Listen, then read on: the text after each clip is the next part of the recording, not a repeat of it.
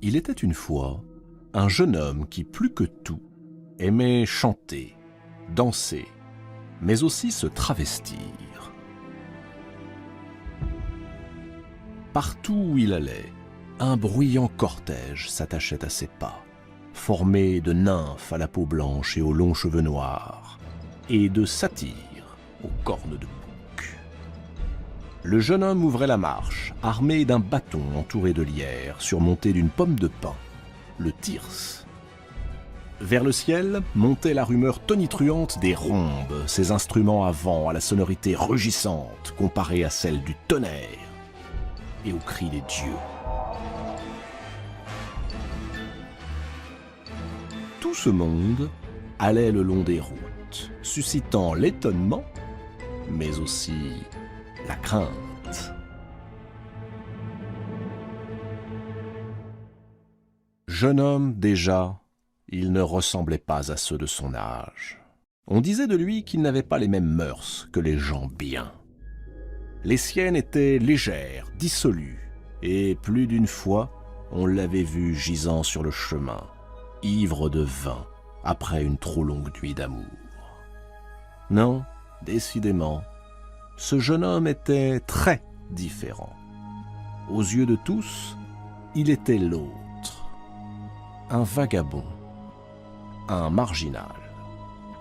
Et pourtant, c'était bel et bien un dieu. Son nom est Dionysos. On le surnomme aussi le bruyant ou le rugissant à cause de l'effroyable vacarme qui accompagna sa naissance. Sa naissance. Elle est encore dans tous les esprits. Zeus, dont on connaît l'appétit pour les conquêtes féminines, est tombé sous le charme d'une jeune princesse, la princesse de Thèbes, Sémélé. Pour obtenir ses faveurs, Zeus a pris l'apparence d'un mortel. Cette apparence est la seule qui rend la vue des dieux supportable aux humains. Si par malheur, il venait à enfreindre cette règle, les conséquences seraient terribles. C'est ainsi que, sous les traits d'un homme ordinaire, Zeus vit le parfait amour avec Sémélé. Le problème, c'est que Zeus est marié. Son épouse, Héra, est non seulement la reine du ciel et de l'Olympe, mais aussi la déesse protectrice du mariage. Et cette nouvelle liaison l'inquiète beaucoup plus que les précédentes, car, pour la première fois, Zeus découche régulièrement. De là à ce que sa rivale prenne sa place, il n'y a qu'un pas. Héra décide de réagir. Elle prend l'apparence de la nourrice de Sémélé, une vieille femme qui a toute sa confiance et se rend chez la princesse, déjà enceinte de 6 mois.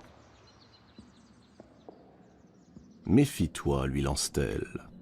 Je suis convaincu que ton amant n'est pas Zeus, mais un vulgaire imposteur. Si tu veux en avoir le cœur net, exige de lui qu'il se montre à toi en souverain des dieux et maître de la foudre, comme il le fait lorsqu'il est parmi les dieux. » Sémélé est troublé. Et si sa nourrice disait vrai? Lorsque Zeus vient lui rendre visite, elle lui demande de se montrer à elle tel qu'il est réellement. Zeus est épouvanté. Il sait trop le danger que cela représente pour sa bien-aimée. Il refuse. Sémélé insiste, lui rappelle qu'il a juré par le Styx qu'il ferait tout ce qu'elle demandera. Or, si quelqu'un jure par le Styx, ce serment devient inviolable. Le dieu qui manquerait à sa parole serait purement et simplement exilé de l'Olympe. Sémélé supplie, Zeus résiste. « Très bien, menace Sémélé. Puisque c'est ainsi, tu n'auras plus accès à ma couche. » Alors, Zeus capitule. Sous le regard interloqué de son amoureuse, il se révèle sous la forme du tonnerre, dans une splendeur foudroyante. Et c'est le drame. le palais tout entier s'embrase.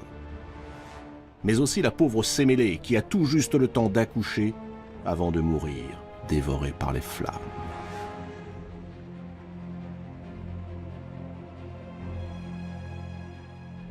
Miraculeusement, le feu a épargné l'enfant que Zeus récupère. Mais que faire de ce petit être fragile né avant terme? Hermès, le dieu messager, qui est aussi le fils de Zeus, vient à son secours. Il entr'ouvre la cuisse du roi de l'Olympe et y glisse le bébé. Zeus, le père, devient mère. 3 mois plus tard, Hermès, toujours lui, rouvre la cuisse du seigneur de l'univers. Un nouveau-né en sort. Les Romains diront, il est né de la cuisse de Jupiter.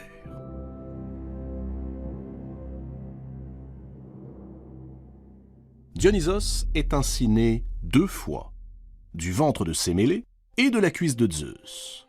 Et sa seconde naissance est indiscutablement celle d'un dieu.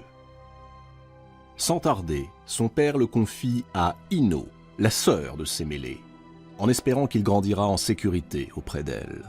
Il lui prescrit de revêtir l'enfant de vêtements féminins pour que Héra ne le reconnaisse pas. Malheureusement, Héra veille. Si Zeus s'imagine s'en tirer à si bon compte, il se trompe. Poursuivant sa vengeance, l'épouse trahie frappe Ino et son mari de démence.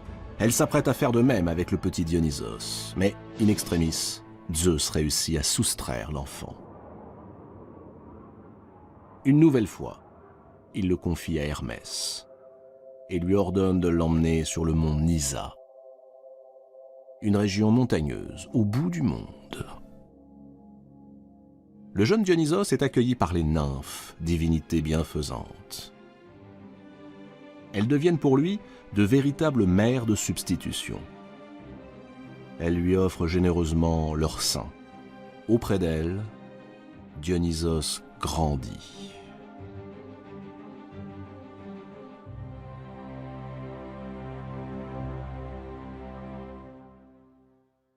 Dionysos sait déjà que le chemin qui l'attend pour être accepté par les dieux sera long et fastidieux.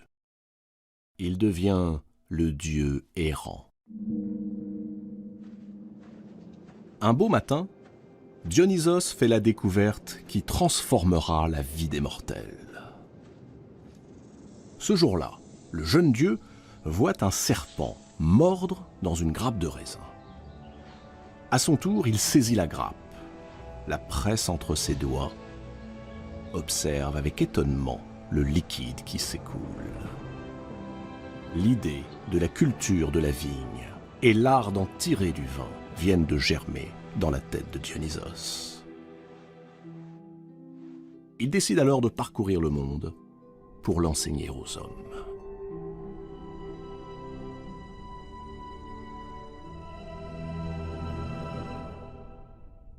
Dionysos prend la route. Il est accompagné d'un cortège bruyant et hors du commun. Des femmes échevelées, à demi nues, que l'on appelle les Ménades. Mais aussi des satyres, ces êtres pansus et laids, en perpétuel état d'érection. Parmi eux, Silène, le précepteur de Dionysos. Étonnant personnage que ce Silène. La plupart du temps, il est ivre-mort. Mais il possède, dit-on, une immense sagesse. Le cortège s'élance vers les villes et les villages. Il entre en Syrie. Après la Syrie, c'est l'Égypte, où il est reçu avec bienveillance par le roi Protée, à qui il transmet la découverte de la vigne. Ensuite, il prend la direction de la Thrace. En Thrace, l'accueil est nettement moins chaleureux. Sur cette terre règne le roi Lycurgue. Lycurgue voit d'un très mauvais œil l'arrivée de ce jeune homme à l'allure étrange, efféminé. D'où vient-il, ce personnage qui prétend être un dieu? Et qui sont ces femmes qui délirent à ses côtés? Cet étranger est précédé d'une réputation sulfureuse. On raconte que dès qu'il entre dans une cité, les femmes sont saisies de passions érotiques. Il prend possession d'elles et les entraîne dans des danses frénétiques.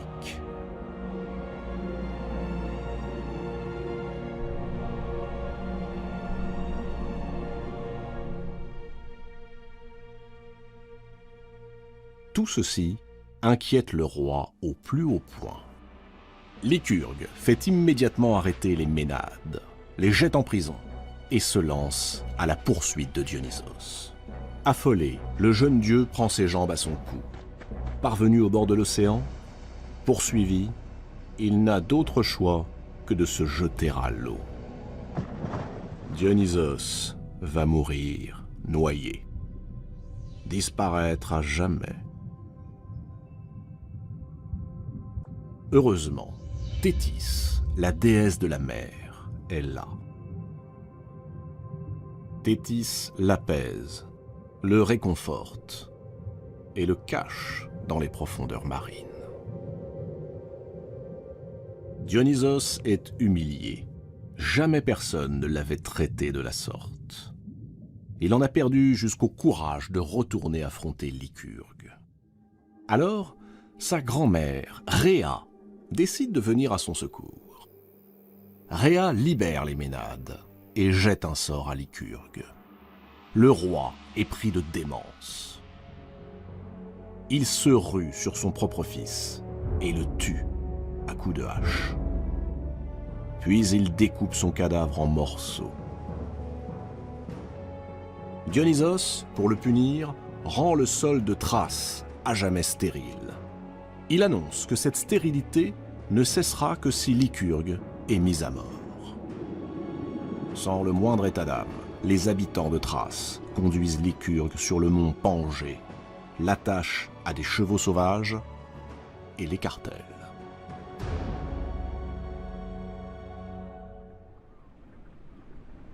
À présent, le jeune Dionysos peut reprendre son périple.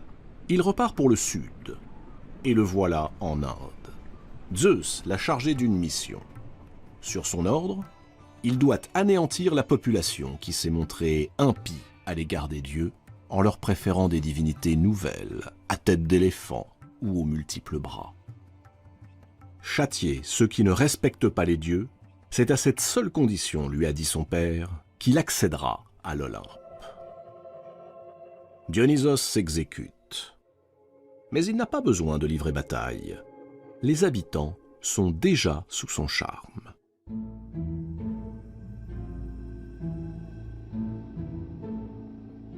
Son arrivée donne lieu partout à de fastueux défilés où il se présente debout, dans un char orné de pampres et de lierres tirés par des panthères, accompagné par ses fidèles Ménades et ses satyres. Il parcourt les cités dans un tourbillon de cris, de chants et de danses, au son des flûtes et des tambourins.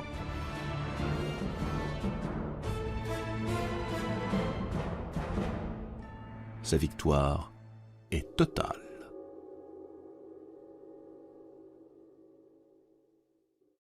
Mais le voyage de Dionysos n'est pas encore achevé. Une ville, la plus importante, reste à conquérir.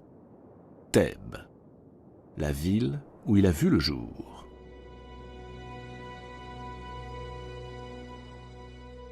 La tâche qui l'attend paraît bien compliquée. Il sait qu'il sera vu à la fois comme l'étranger et l'autochtone, le même et l'autre.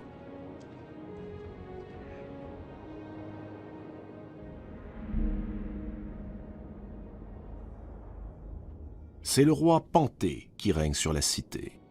Panthée représente l'ordre, la norme, et cette norme ne peut en aucun cas être perturbée.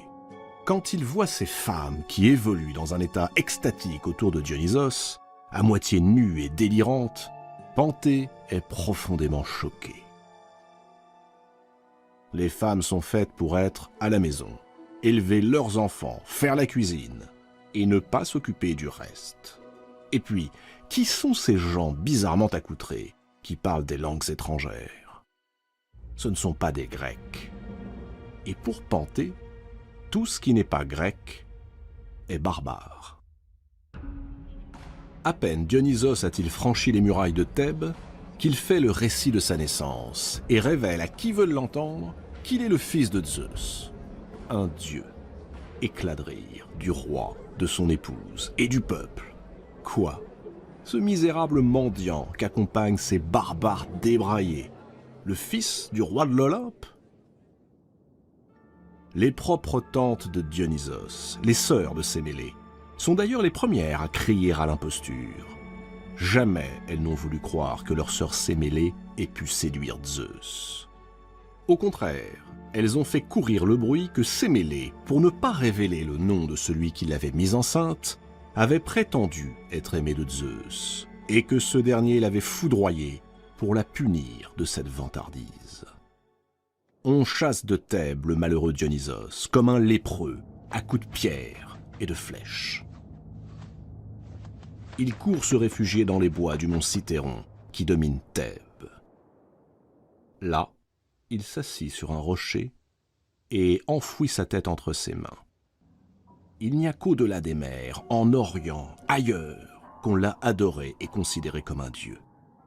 Pourquoi Thèbes, la cité de sa mère, refuse-t-elle de l'accueillir?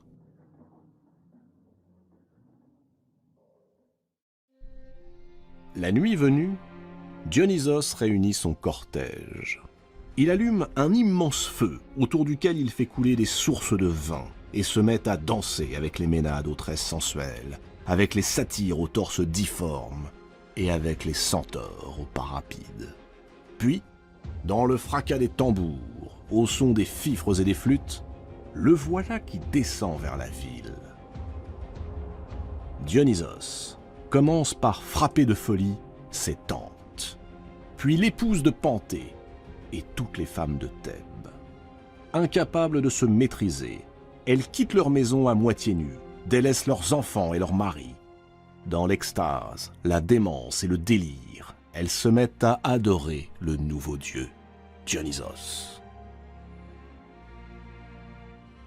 Dionysos les applaudit, puis il leur commande de rejoindre les Ménades sur le mont Cithéron. Là-bas, ensemble, elles pourront s'adonner sans retenue à des plaisirs orgiaques et des libations.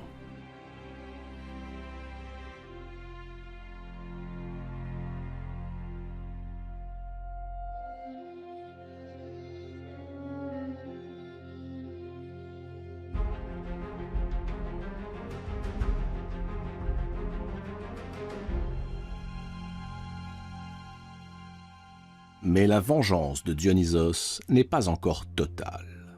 Il reste Panthée, le roi qui l'a humilié. À la nuit tombée, Dionysos se déguise en prêtre et marche vers le palais. Il retrouve Panthée, à qui il fait le récit de l'incroyable journée. Peu à peu, il réussit à le convaincre de se rendre avec lui sur le mont Cithéron. Mais par prudence, conseille-t-il, mettez un vêtement de femme. Panthée finit par accepter. Au fond, lui aussi veut voir ce monde féminin plein de luxure qui menace sa cité. Et voilà le prude et vertueux monarque qui délie ses cheveux, rehausse ses sourcils de couleur criarde. En réalité, il est déjà sous l'emprise de Dionysos. Arrivé au sommet du mont Cithéron, Dionysos lui indique un arbre du haut duquel il pourra observer le spectacle sans être vu. Mais c'est trop tard. Les femmes, déchaînées, ivres-mortes, possédées, l'ont aperçu. Et sous le déguisement, elles ont reconnu un homme. Elles se jettent sur lui, elles le déchirent, le lacèrent. Et parmi elles, la propre mère de Panthée. Panthée essaie désespérément de se faire reconnaître par elle. Mais celle-ci, égarée par la frénésie, lui arrache un bras. Puis les autres femmes le tailladent littéralement. Pour finir, Sa mère, qui ne voit toujours pas qu'il s'agit de son fils, lui tranche la tête, la plante sur un bâton, et elle s'en va, toute fière, en brandissant son funeste trophée.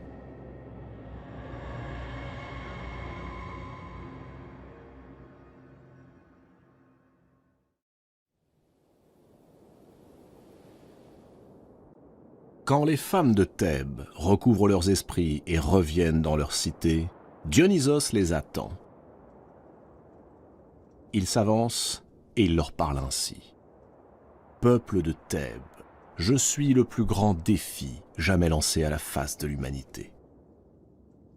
Tu t'es laissé prendre au piège des habitudes, comme tous les mortels. Tu révères l'ordre et la rigueur, qui sont certes indispensables pour vivre en paix au sein de la cité. Mais tu refoules la part d'étrangeté qui t'inquiète et qui pourtant gît au fond de toi.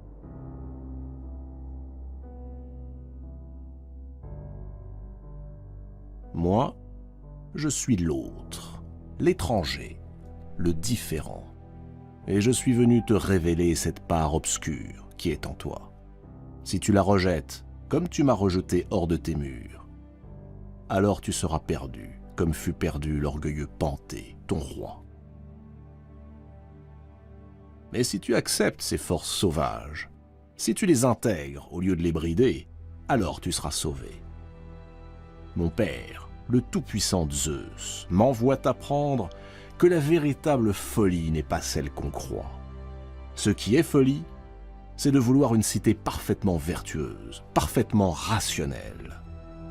Seuls les dieux touchent à la perfection. Vous autres, mortels, gardez-vous de ces deux excès. N'admettre que la raison, n'exclure que la raison. Faites bon accueil à la raison, mais acceptez aussi la part d'imprévu, d'inattendu, qui de prime abord vous dérange. C'est à cette condition que vous serez libre.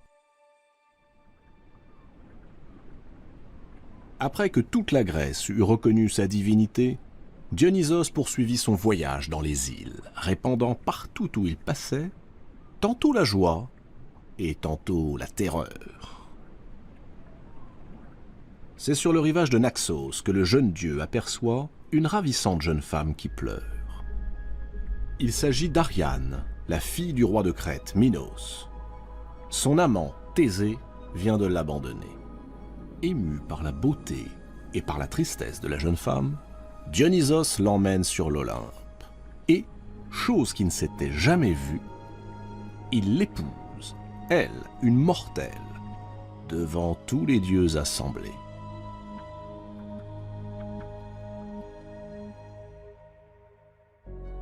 La puissance du fils de Zeus est désormais reconnue par tous.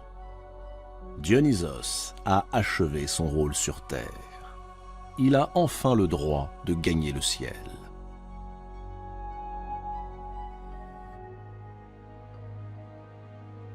Dionysos, le bâtard de Thèbes, l'étranger dans la ville, a dû batailler dur pour imposer sa divinité.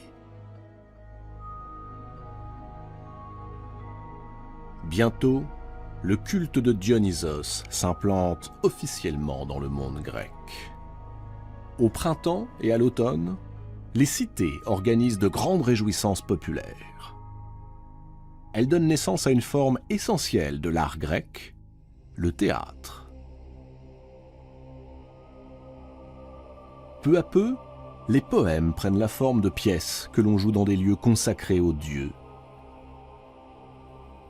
Ce sont les fameux théâtres antiques. On déclame des vers qui racontent la vie de Dionysos et ses exploits, ou ceux des autres grands héros de la mythologie. On se travestit, on porte des masques, on danse, on boit. Lors de rituels clandestins, les adeptes de Dionysos, voulant se confondre avec lui, consomment la chair d'un animal sacrifié, le corps du dieu, et boivent une coupe de vin, le sang du dieu.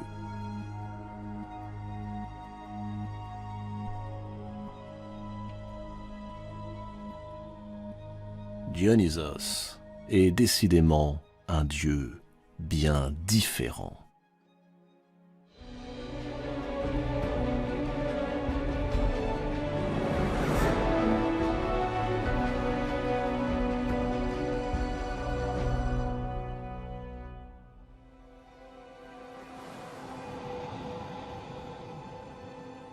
Quelle est donc cette silhouette que l'on aperçoit au loin sur l'océan? Une femme. Une femme vient de surgir, nue de l'écume.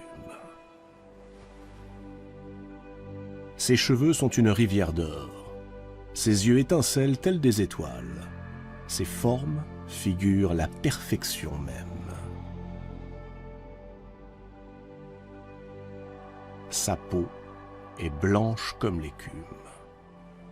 Aucun mortel, aucune déesse ne l'égale en beauté. Et parce qu'elle vient de cette écume, que les Grecs appellent Aphros, on la nommera Aphrodite. Aphrodite.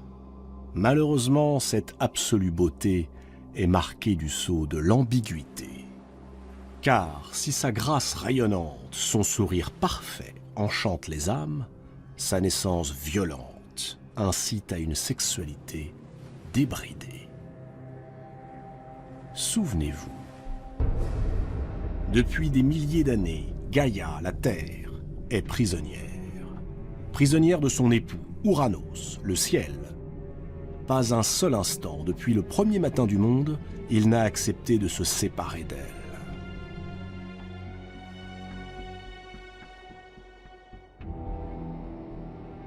Il demeure collé à elle, encastré.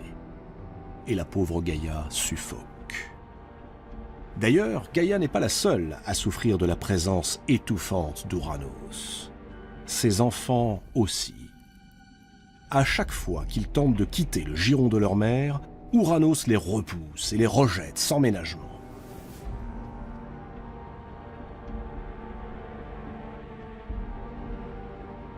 Cette situation ne peut plus durer.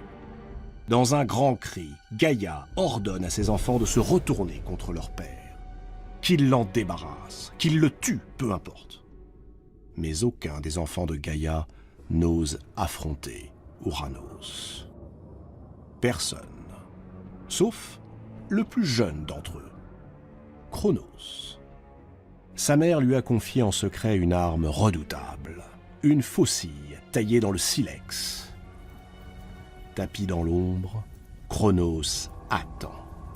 Il attend l'instant où Ouranos, son père, jamais rassasié, vient s'unir à Gaïa. Lorsqu'il arrive, Cronos, sans hésiter, saisit le sexe de son père, le tranche d'un coup sec et le jette dans la mer. Du sexe mutilé d'Ouranos s'écoulent des torrents de sang et de sperme qui dérivent à la surface des flots, se marient à l'écume et bientôt la fécondent. Aphrodite est née de cette union si singulière. Aphrodite inspirera autant l'amour du cœur que l'attirance des corps.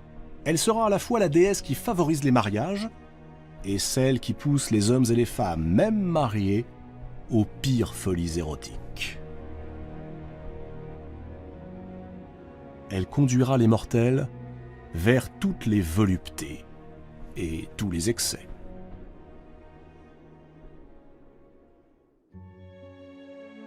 À peine Aphrodite a-t-elle surgi des flots que le dieu du vent, Zéphyr, l'entraîne jusqu'au rivage de Paphos, une baie située sur la côte occidentale de l'île de Chypre.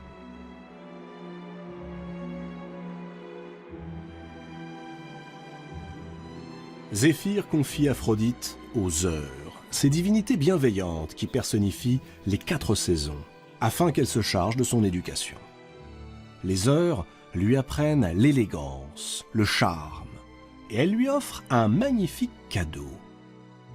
Une somptueuse ceinture d'or, une ceinture magique qui la rendra irrésistible.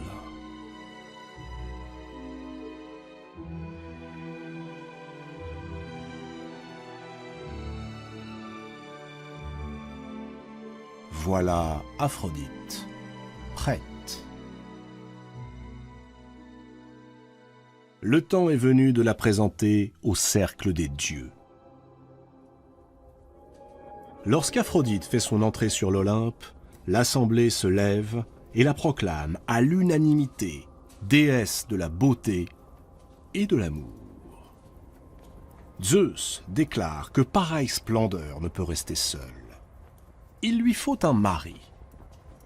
Prenant tout le monde de court, Zeus désigne le plus improbable des prétendants, son fils Héphaïstos, le dieu des artisans et des forgerons. Héphaïstos, le boiteux de Lemnos, le plus laid de tous les dieux. Si laid qu'à sa naissance, sa mère, Héra, dégoûtée, s'en était débarrassée en le jetant du haut de l'Olympe. Pourtant, Aphrodite ne paraît pas rebutée par la laideur de son mari. Elle affirme même qu'elle nourrit déjà à son égard un amour sincère. Pour preuve, elle va lui donner des enfants. 4 enfants. Mais aucun n'est d'Héphaïstos. Dès le lendemain de ses noces, Aphrodite se choisit un amant. Impossible pour celle qui est née du sexe mutilé du grand dieu Ouranos de résister au feu qui l'anime. Son amant est le portrait opposé d'Héphaïstos. C'est Arès, le dieu de la guerre. Il est grand, il est beau, il possède un physique d'athlète.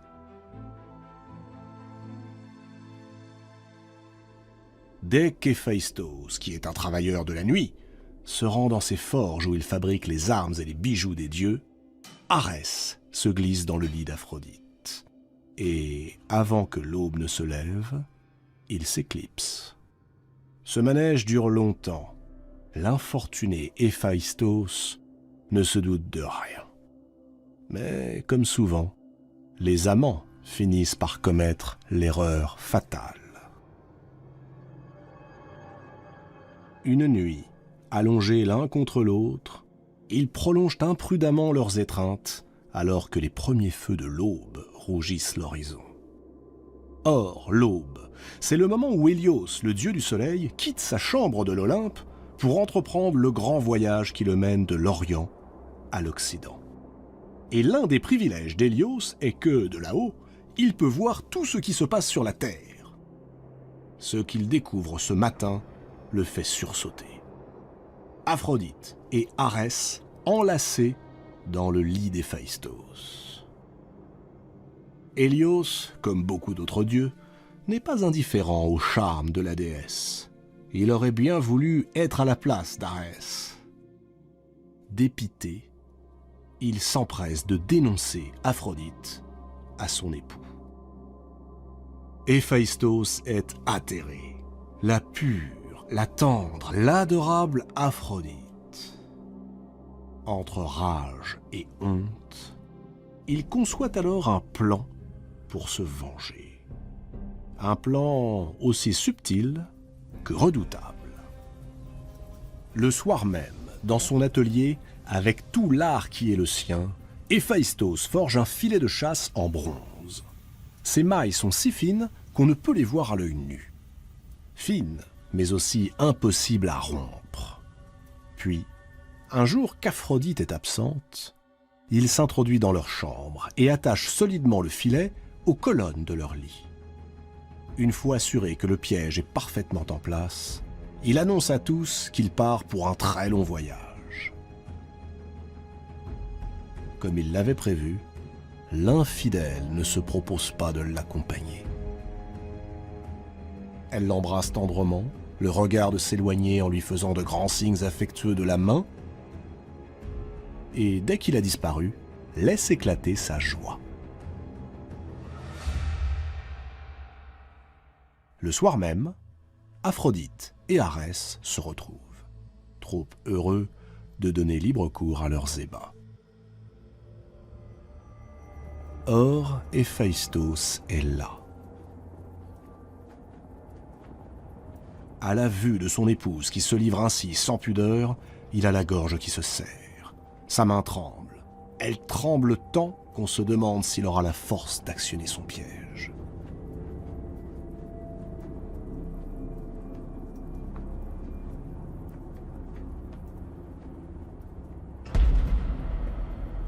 Voilà les deux amants prisonniers des mailles de bronze. Ils se débattent, affolés.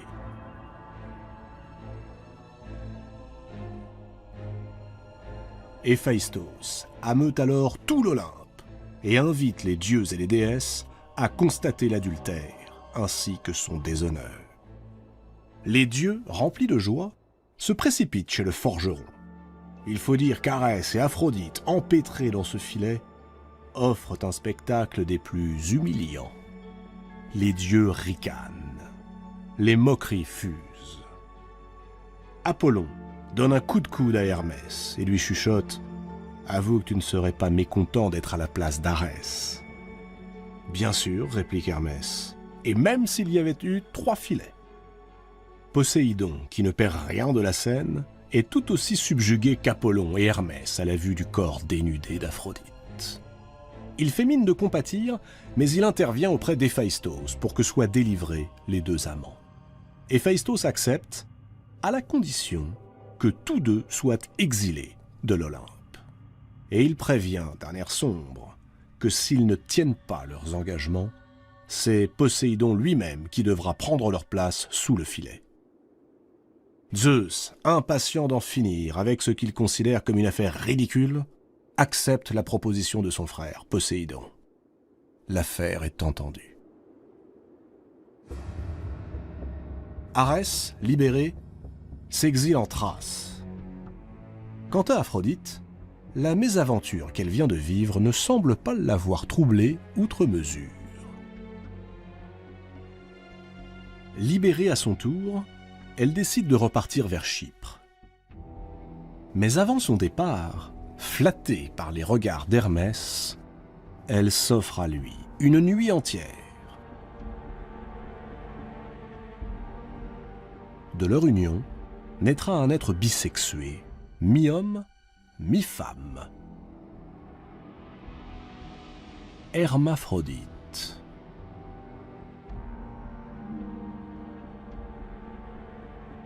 Mais Aphrodite a été humiliée.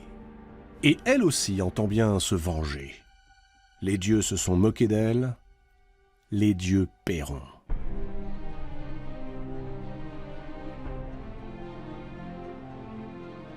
Sur l'Olympe, Aphrodite sème partout les graines de l'infidélité, dévaste les cœurs, brise les couples, et n'hésite pas à priver d'amour les uns, ou au contraire, à rendre les autres fous de passion.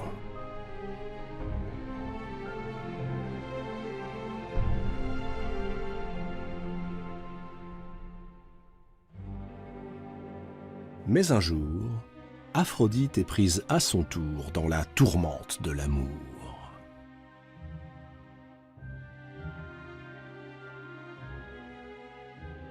Une rencontre imprévue bouleverse sa vie à jamais. La fille du roi de Chypre, une jeune femme nommée Mira, prétend être si belle qu'il lui semble désormais inutile de vénérer la déesse de l'amour, Aphrodite. Piquée au vif, la déesse de la beauté décide de la punir de ce blasphème. Elle inspire à l'insolente Mira une passion dévorante pour son propre père. Mira, égarée par le désir, entre un soir dans le lit de celui-ci. Leur union dure 12 jours et 12 nuits, pendant lesquelles le père, envoûté par Aphrodite, ne reconnaît plus sa fille. Au matin du 13e jour, le père découvre avec effroi dans quel piège sa fille l'a attiré. Il dégaine son épée et supplie les dieux de lui pardonner ce qu'il va faire. Tuer sa fille et se supprimer, balayant ainsi la souillure qui a déshonoré sa maison. Affolée, Mira prend la fuite. Elle court jusqu'à la forêt. Mais son père, malgré son âge avancé, court plus vite encore. Comprenant qu'elle est perdue, Myrrha se laisse tomber à terre et implore Zeus de la sauver.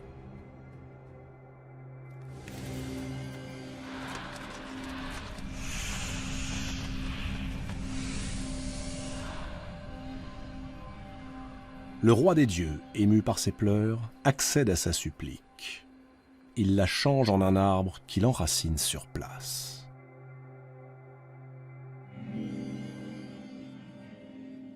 Mais même ainsi transformée, Myrrha continue de pleurer. Et ses larmes deviennent un trésor, un précieux trésor, baume d'incorruptibilité, la myrrhe.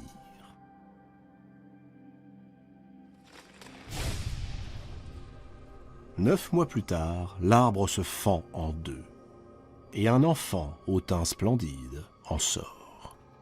Adonis.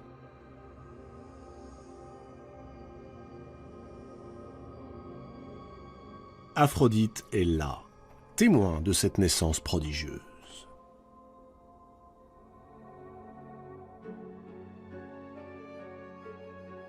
Ce garçon, Adonis, est une pure merveille. Aphrodite brûle déjà de passion pour lui. Adonis sera son amant. Il sera à elle, rien qu'à elle.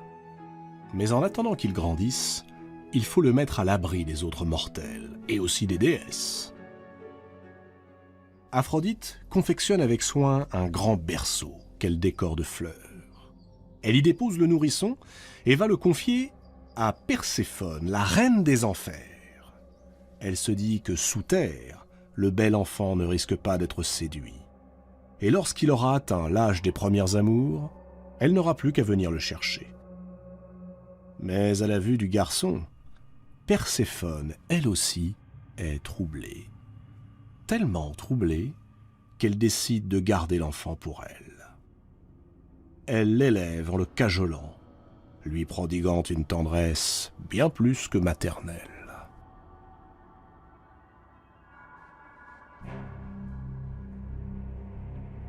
Les années s'écoulent.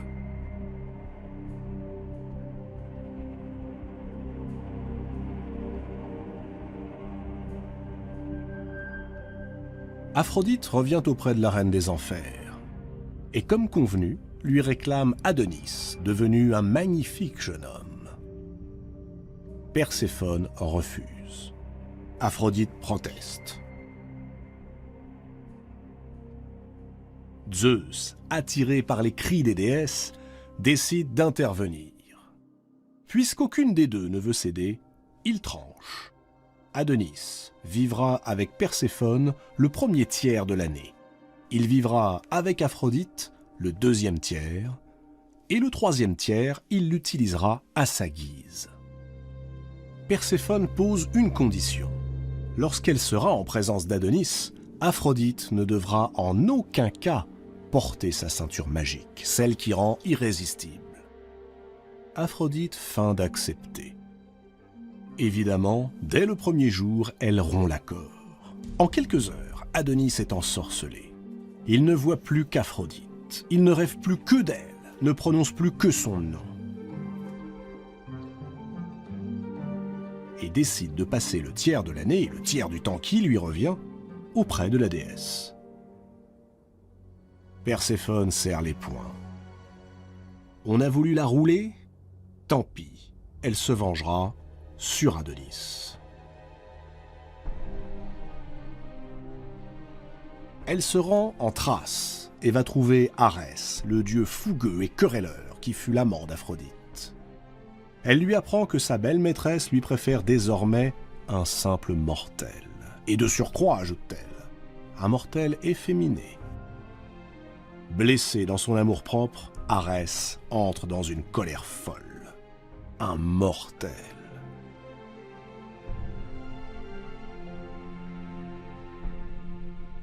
Le lendemain, alors qu'Adonis se promène dans un bois sauvage, voilà que fonce droit sur lui un énorme sanglier. C'est Arès qui s'est métamorphosé. Adonis tente de l'éviter. Percuté de plein fouet, il s'écroule. Aphrodite a vu toute la scène. Trop tard, le bel Adonis est mort. Perséphone, la reine des enfers, a gagné. Désormais, Adonis reposera auprès d'elle, jusqu'à la fin des temps.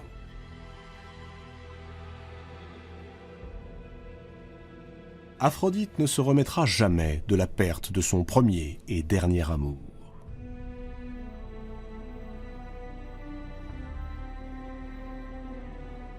Elle en portera le deuil pour l'éternité.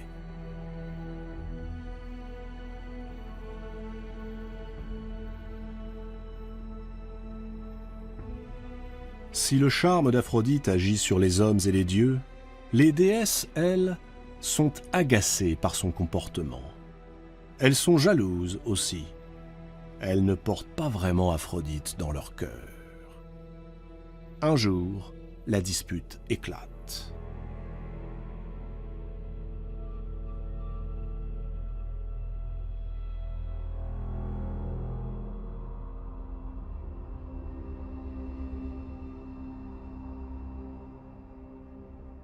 Alors que tous les dieux sont réunis sur l'Olympe pour un banquet, Eris, déesse de la discorde, que nul n'avait songé à convier car elle s'arrangeait toujours pour troubler les fêtes, fait soudain irruption et lance au milieu de la table une pomme d'or.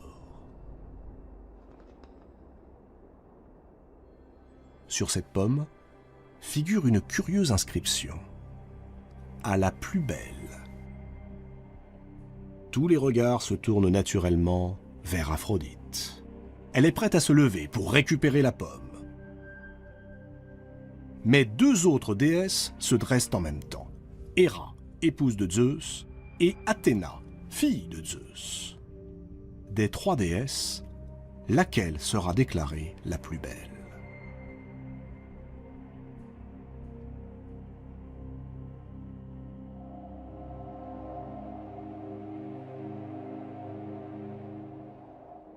Zeus, prudent comme à l'accoutumée, décide que ce ne sera pas un dieu, mais un mortel qui fera l'arbitrage. On choisit Paris, fils de Priam, le roi de Troie. Hermès conduit les trois déesses sur le mont Ida, où le jeune Paris garde ses troupeaux. On le somme de dire qui, d'Aphrodite, d'Héra ou d'Athéna, mérite le titre de déesse de la beauté. Le pauvre Paris s'avoue incapable d'affirmer une préférence. Héra le toise et lui dit que s'il la désigne comme la plus belle des déesses, elle lui donnera un royaume comme nul mortel n'en posséda jamais. Il sera le plus grand prince que la terre ait porté. Paris, ravi, s'apprête à désigner Héra. Mais Athéna s'interpose. Elle lui déclare que s'il porte son choix sur elle, elle le rendra à jamais invincible au combat. Il sera le plus grand héros que la terre ait porté. Cette fois-ci, Paris, enchanté, est sur le point de choisir Athéna. Lorsqu'Aphrodite, d'une voix enjôleuse, lui déclare que si c'est elle qui triomphe, elle lui offrira la main de la femme qu'il aime. La belle Hélène de Sparte, aujourd'hui promise à un autre que lui. Il sera le plus grand amant que la terre ait porté. Cette fois, Paris, sans hésiter, prend la pomme et l'offre à Aphrodite.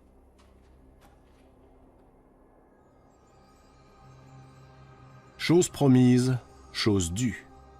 Aphrodite dénoue sa ceinture. La fameuse ceinture qui rend irrésistible celui qui la porte, et l'offre à Paris. Puis elle l'accompagne jusqu'à Sparte, où elle inspire à la belle Hélène une passion ardente pour le jeune homme. Le jour même, il l'enlève. Aucun d'entre eux ne sait alors que du choix de Paris naîtra une guerre qui durera 10 ans, la guerre de Troie. Une guerre, mais étrangement, une guerre au nom de l'amour. Seule une déesse comme Aphrodite pouvait être capable d'inspirer une telle guerre. Pendant cet embrasement, Grecs et Troyens s'affronteront en rivalisant de bravoure, mais aussi d'imagination. Sans le savoir, ils démontreront l'ultime pouvoir d'Aphrodite, faire croire aux hommes qu'ils sont peut-être des demi-dieux.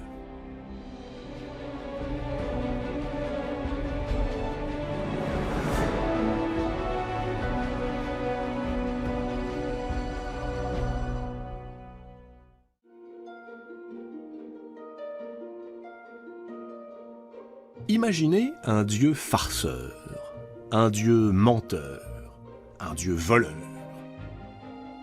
un sacripant qui pratique l'insolence comme une vertu, un dieu qui écoute aux portes et raconte des histoires à dormir debout. Imaginez un dieu rapide, agile, qui guide les voyageurs le long des chemins, indique aux marchands la bonne affaire, retrouve ce qu'on a perdu, mais escamote ce que l'on possède. Ce dieu, c'est Hermès. Il arrive quand on ne l'attend pas. Il disparaît alors qu'on le croyait là. Hermès, c'est le dernier né des amours de Zeus. Sa mère, Maïa, est une déesse glorieuse. Maïa est l'une des 7 Pléiades, les filles du géant Atlas, connues pour leur beauté.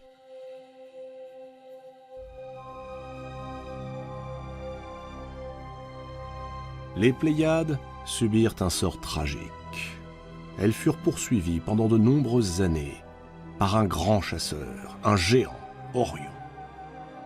Pour les protéger, Zeus les transforma en colombes, puis en étoiles. Mais nous n'en sommes pas encore là. Pour l'heure, Maïa, l'une des Pléiades, s'est réfugiée au sud de l'Arcadie, loin des regards d'Héra, l'épouse légitime de Zeus. Et c'est là-bas, dans une caverne du mont Silène, qu'Hermès voit le jour. Sa mère l'entoure de bandelettes, comme on a coutume de le faire pour les nouveau-nés.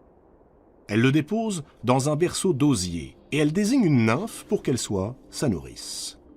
Seulement, Hermès n'est pas un nouveau-né comme les autres. D'une précocité incroyable, il sait déjà parler et marcher. Quelques heures après sa naissance, profitant de l'absence de sa mère, il se glisse hors de la caverne et part le long des chemins.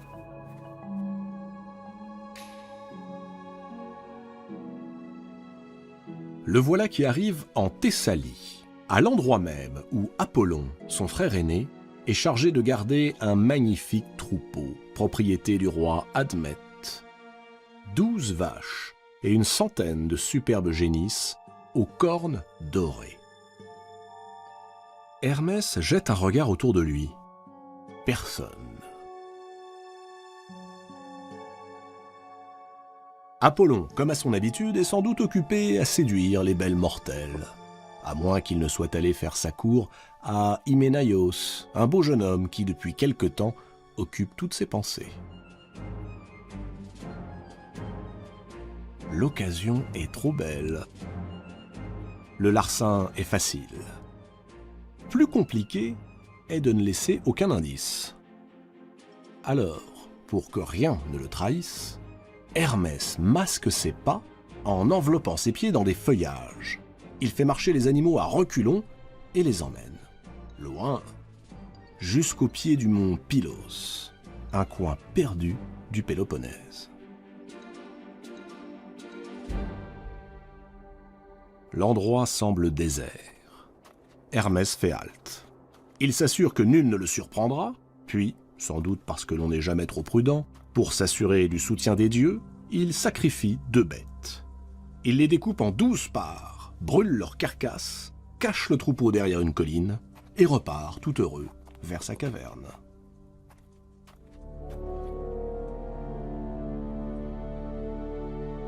C'est à ce moment que Zeus, qui voit tout, décide de faire de son fils le patron des voleurs et des menteurs.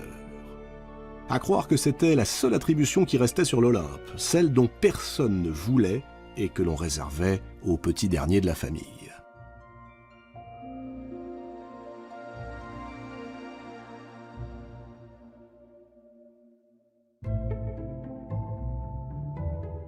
Hermès a quitté Pylos. Il est reparti sur les routes, toujours aussi insouciant. Bientôt, le voilà de retour devant sa caverne. Il va y pénétrer lorsque soudain, il aperçoit une tortue qui se prélasse au soleil. Il l'observe un instant. Que pourrait-il bien en faire? Il s'en empare, la vide de ses entrailles, et tend d'un bord à l'autre de la carapace, au-dessus de la partie creuse, des cordes fabriquées avec les boyaux de l'une des bêtes qu'il a sacrifiées. La première lyre vient de naître. Ravi, le bambin emporte son nouveau jouet, le dissimule dans ses langes et se couche, comme si rien ne s'était passé.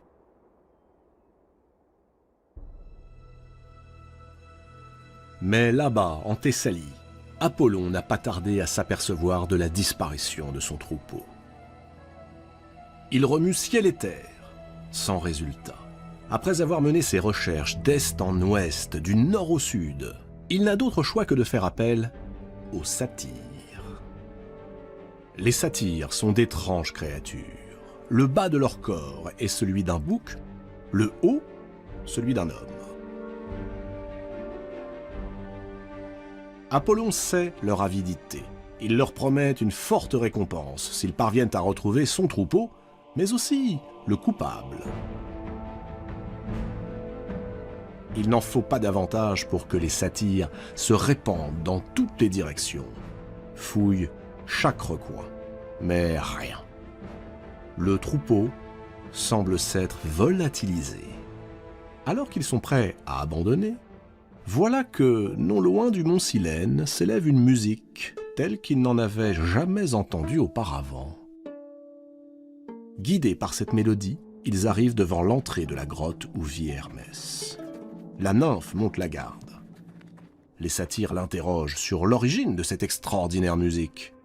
Elle leur explique qu'un enfant exceptionnellement doué a construit un jouet musical au moyen d'une carapace de tortue et de boyaux de vache. D'où viennent ces boyaux ? La nymphe répond qu'elle n'en sait rien. Les satyres vont repartir, lorsque tout à coup, l'un d'entre eux aperçoit à quelques pas de là une carcasse de génisse aux cornes dorées. Intrigué, il jette un coup d'œil à l'intérieur de la grotte. Un enfant sommeille dans son berceau. Ce ne peut être que lui, le voleur. Immédiatement, les satyres courent prévenir Apollon.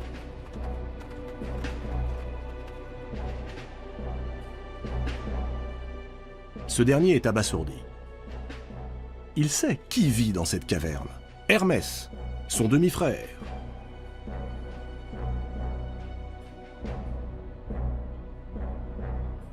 Maîtrisant mal sa colère, Apollon se précipite et exige de Maïa que son schnappant de fils lui indique où il a caché son troupeau. Maïa montre du doigt l'enfant enveloppé dans ses langes. « Cette accusation est ridicule, mon fils est incapable d'un tel forfait. » Hermès, qui a tout entendu, proteste à son tour de son innocence. Tout ceci est absurde, il n'est qu'un nourrisson, un enfant sans malice. Apollon ne veut rien savoir. Il saisit Hermès et l'emmène chez Zeus, brandissant en guise de preuve la carcasse de génisse qu'il a pris soin d'emporter. L'aube n'est pas encore levée et le maître de l'Olympe dort encore. Peu importe, Apollon fait irruption dans sa chambre et le prend à témoin. Zeus a du mal à croire qu'un nourrisson soit capable d'une telle action. Apollon insiste, s'énerve, montre les preuves. Finalement, Zeus se laisse convaincre. Il exige d'Hermès qu'il rende sans tarder le troupeau. Il le gronde, le sermonne, mais au fond de lui, il est ravi du tour que son fils a joué au frivole Apollon.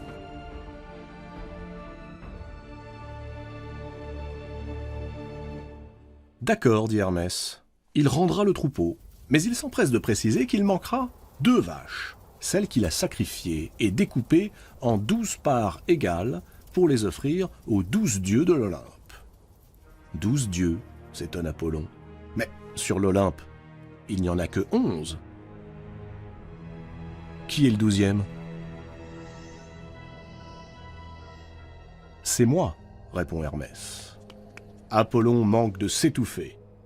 Zeus, lui, a bien du mal à masquer son admiration pour cet enfant qu'il trouve décidément de plus en plus intéressant.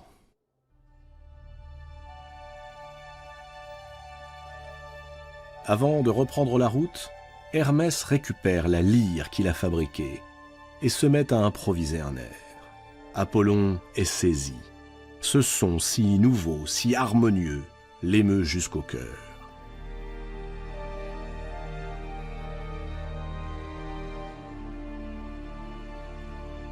Apollon est le dieu protecteur des artistes, des musiciens, des poètes. Ce chant l'émerveille. Au point qu'il en oublie bientôt tous ses griefs contre son jeune demi-frère. Et c'est en chantonnant qu'il lui emboîte le pas jusqu'à l'endroit où est caché le troupeau.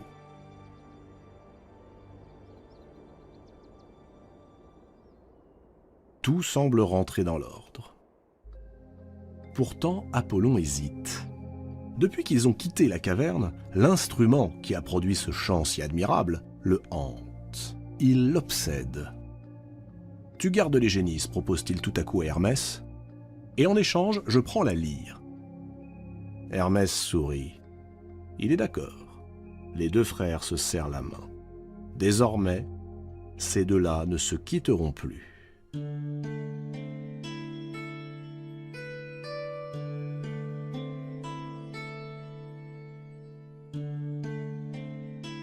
Et, comme pour émerveiller Apollon plus encore, Hermès se dirige vers une haie de roseaux.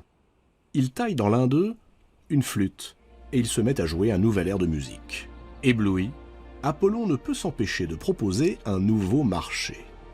Si son frère lui donne cette flûte, il lui offrira en retour la houlette en or qui sert à faire paître son troupeau. Hermès deviendra ainsi le dieu protecteur des bergers. « Pas question », réplique cette fois-ci l'enfant. Manifestement, Hermès a déjà le sens des affaires. « Ma flûte vaut bien plus qu'une houlette, fût-elle en or. Je n'accepterai qu'à la condition que tu m'apprennes à prédire l'avenir. »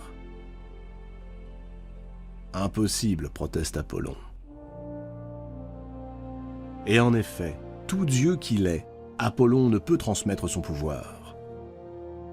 Il lui a été donné par les Tries, ces femmes abeilles qui vivent dans le temple de Delphes. Ce sont elles, et elles seules, qui pourraient éventuellement enseigner à son frère ce don.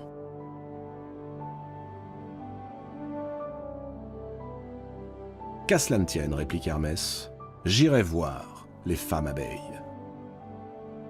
Il part pour Delphes. Et c'est là, au cœur du sanctuaire sacré d'Apollon, qu'Hermès parfait son éducation.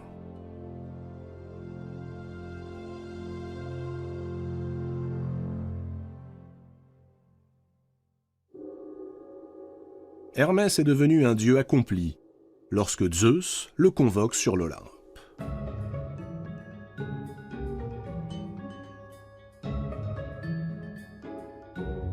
À peine arrive-t-il que le maître de l'Olympe le couvre de compliments.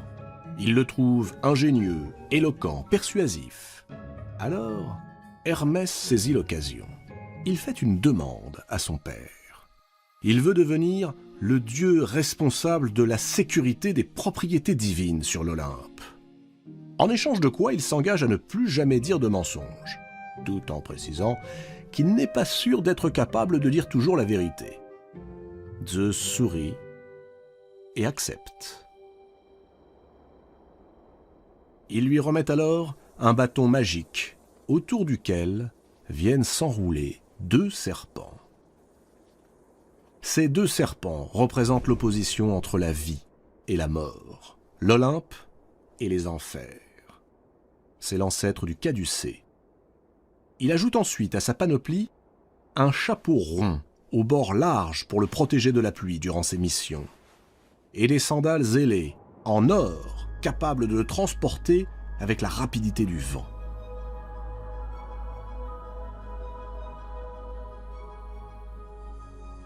Hermès est fin prêt.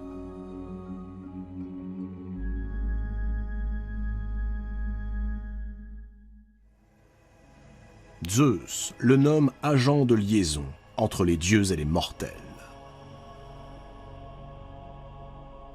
Il en fait ainsi l'unique messager accrédité auprès du grand Hadès, seigneur des enfers.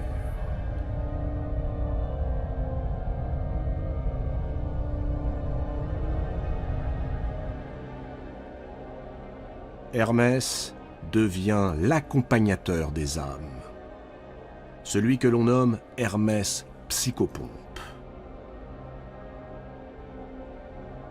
Et contre toute attente, il s'attelle à cette tâche avec un zèle incomparable.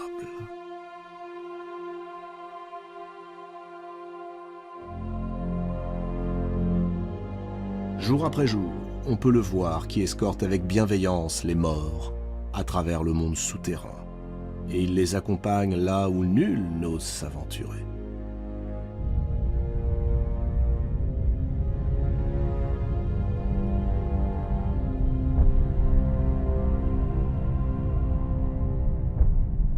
Mais ce n'est pas tout. Le jeune dieu aura également pour fonction de favoriser le commerce et de veiller à la libre circulation des voyageurs sur toutes les routes du monde.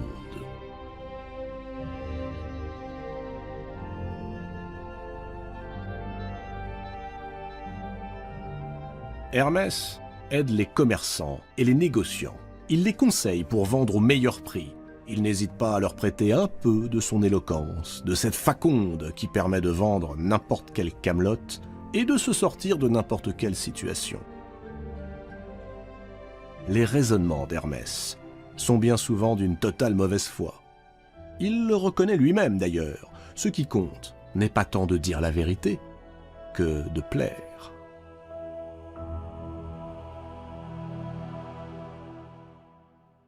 Hermès se met donc à la disposition de Zeus. Que ne ferait-il pas d'ailleurs pour plaire à son père? À de nombreuses reprises, c'est lui qui l'aide à déjouer les pièges de la possessive Héra lorsqu'elle s'acharne sur les maîtresses de son infidèle mari ou bien sur ses nombreux enfants illégitimes.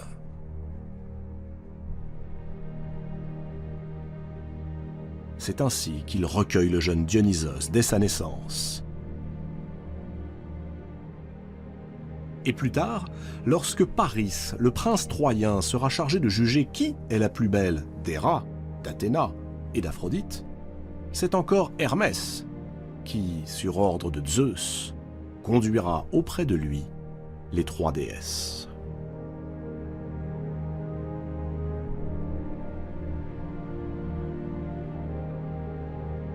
On l'a vu, alors qu'il n'était qu'un nourrisson, Hermès manigançait déjà bien des tours. Or, aujourd'hui, Zeus a le cœur qui bat pour la belle Alcmène, épouse d'Amphitryon. Mais la fidélité d'Alcmène est sa vertu première. Qu'à cela ne tienne, avec la complicité d'Hermès, Zeus prend l'apparence d'Amphitryon.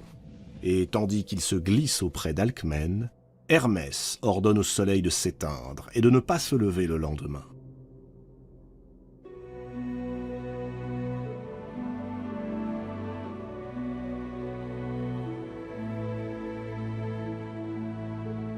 C'est ainsi que l'infortuné Alcmène se dépense en toute innocence dans les bras de son soi-disant mari pendant 3 jours.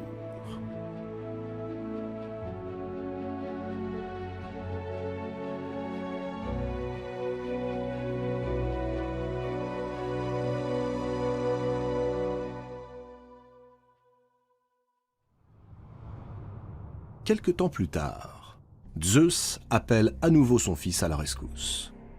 Il a une nouvelle maîtresse, Io. Mais Héra, son épouse, a transformé la malheureuse Io en génisse et a fait d'elle la captive d'un géant, Argos.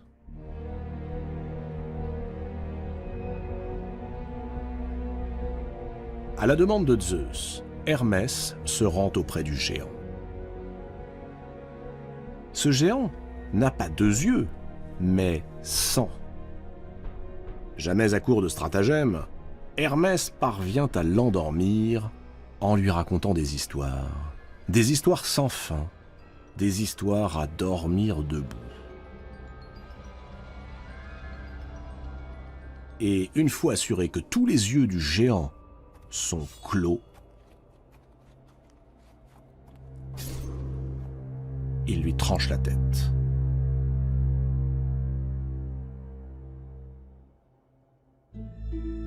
Très vite, la réputation d'Hermès se répand dans toute la Grèce, et l'on voit apparaître sur les chemins des bornes en pierre que l'on appelle des Hermès.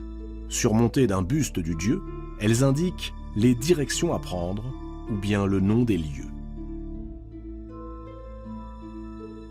Infatigable messager, Hermès se mêle de tout et s'immisce dans tous les domaines. Les athlètes, qui le considèrent comme l'inventeur de la course à pied, lui rendent hommage. Et les bergers, gardant en mémoire ses forfaits de jeunesse, en font le protecteur de leurs troupeaux. Car mieux vaut confier la garde des bêtes à un dieu voleur que de se les faire dérober par lui. Mais s'il rend volontiers service aux dieux, Hermès n'est jamais leur serviteur. Il est bien trop impertinent, bien trop libre et bien trop joueur pour cela. Sur l'Olympe, on l'aime bien. On s'amuse avec lui, mais souvent, on s'agace. Toujours aussi farceur, il dérobe son arc et ses flèches à Eros, le dieu de l'amour. Il subtilise le trident de Poséidon, le sceptre de Zeus, les tenailles d'Héphaïstos et même la ceinture magique d'Aphrodite, la ceinture qui inspire à tous, mortels et immortels, le désir.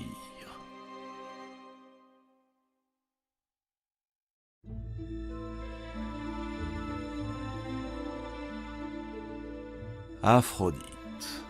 Comment lui résister? Nous sommes à Lemnos.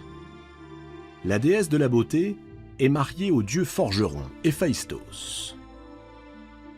Ce dernier, ayant découvert qu'elle le trompait, a réussi à la piéger, elle et son amant, Arès, dans un filet aux mailles de bronze. Il a ameuté toutes les divinités de l'Olympe afin qu'elles constatent l'adultère. Hermès est présent dans l'assemblée. Comme tous, il est séduit par la beauté de la déesse.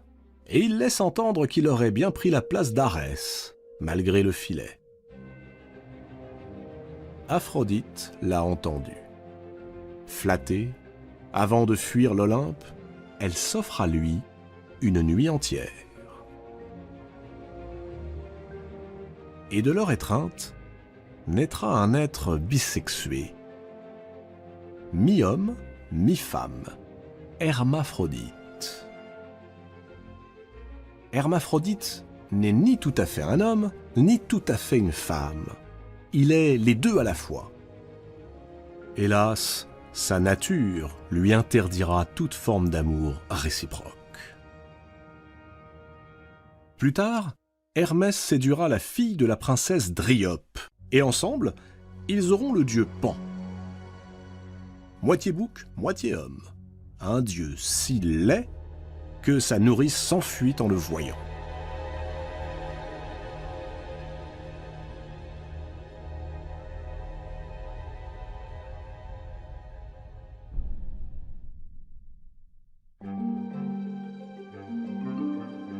Agent secret, diplomate, coureur de jupons, joueur, voleur, fripon universel. Tout naturellement, ce dieu est l'un des plus appréciés des mortels. Il peut secourir les hommes comme il peut les tromper. On ne sait jamais s'il a l'intention de nous berner ou bien de nous aider. Hermès est le messager des dieux, mais bien malin celui qui saura interpréter ses véritables intentions. Ce dieu qui a pour emblème 2 serpents entrelacés, ce Dieu qui unit la vérité et le mensonge, les enfers et l'Olympe, ce Dieu est par définition hermétique. Il est le messager indéchiffrable.